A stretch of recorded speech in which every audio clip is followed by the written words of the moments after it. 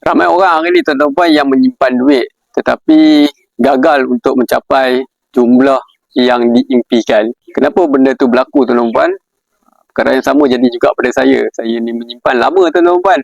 Tapi jumlah yang saya harapkan tu tak pernah tercapai. Sebab apa? Apa yang berlaku adalah kebocoran duit simpanan. Itu juga yang ramai berlaku dekat masyarakat dekat luar. Dia simpan, lepas tu dia korek balik tuan-tuan. Simpan, lepas tu korek. Yang korek tu amount dia lebih besar daripada dia simpan setiap bulan. Itulah menyebabkan simpanan dia tu bukan makin lama makin bertambah, tapi makin lama makin kurang. Okay? Lalas duit tu pun tak tahu pergi mana tuan-tuan. Jadi untuk mengelak masalah itu daripada terus berlaku di masa akan datang, saya tukar simpanan saya dalam bentuk simpanan emas. Okay?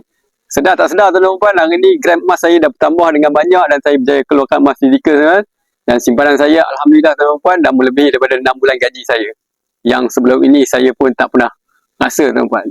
Dan bila menyimpan emas, simpanan itu terus bertambah.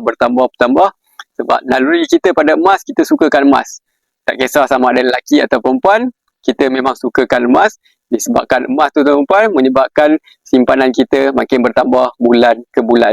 Jadi tuan-tuan nak belajar menyimpan emas rendah RM100 di akaun emas Get Public Gold, jangan lupa komen di ruang bawah. Saya nak mulakan simpanan emas, bimbinglah saya. Saya akan bantu tuan-tuan.